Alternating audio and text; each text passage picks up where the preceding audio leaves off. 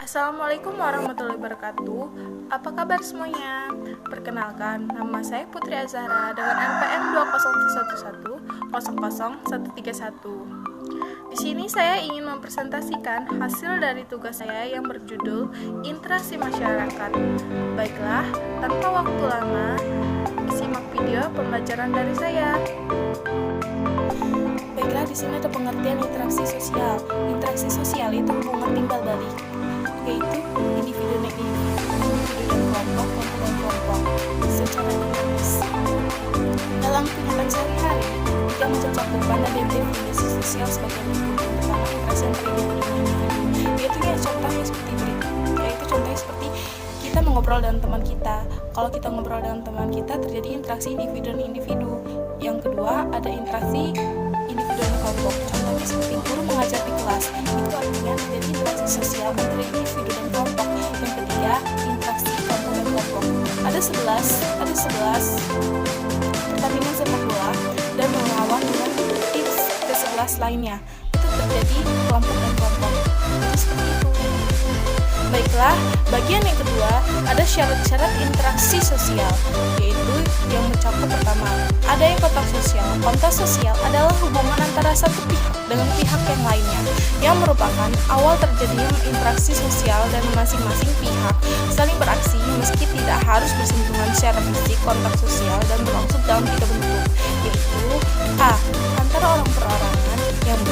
Antara orang perorangan dan satu kelompok manusia, yang C. Antara suatu kelompok manusia dan kelompok lainnya, yaitu yang keduanya adanya komunikasi. Seseorang memberikan arti pada perilaku orang lain, perasaan apa yang ingin disampaikan oleh orang tersebut, dan orang yang bersangkutan kemudian memberikan reaksi terhadap perasaan yang ingin disampaikan oleh orang tersebut.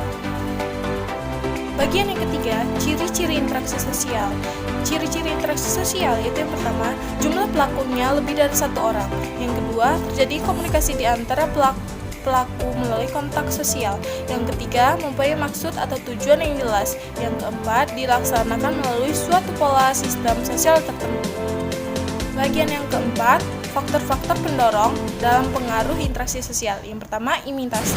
Imitasi adalah suatu tindakan seseorang untuk meniru segala sesuatu yang ada di orang lain. Yang kedua, ada identifikasi. Identifikasi erat katanya dengan imitasi. Identifikasi merupakan yang melakukan seseorang untuk menjadi sama atau identik. Yang ketiga, ada sugesti.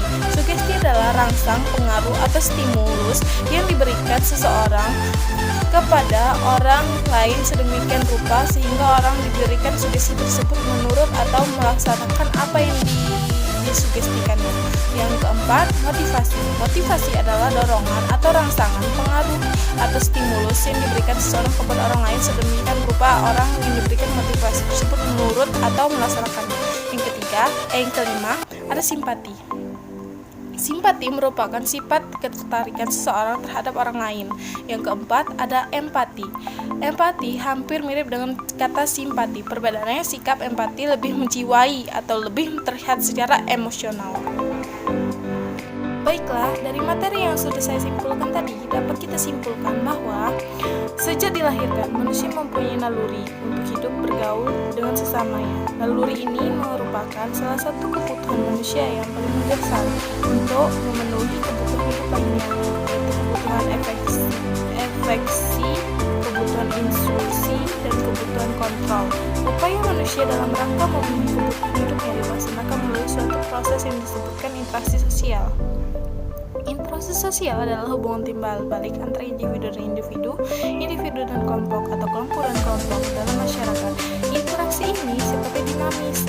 Interaksi sosial sebagai faktor utama dalam kehidupan sosial. Interaksi sosial berguna untuk menelaah dan mempelajari banyak masalah di dalam masyarakat. Sebagai contoh, di Indonesia dapat dibahas bentuk-bentuk interaksi sosial yang berlangsung antara berbagai suku, bangsa, antar golongan yang disebut mayoritas dan minoritas, dan antara golongan terpelajar dan golongan agama dan seterusnya. Interaksi sosial merupakan kunci semua kehidupan sosial karena tanpa interaksi sosial tak akan mungkin ada kehidupan bersama. Sekian presentasi dari saya. Bila ada kesalahan saya mohon maaf dan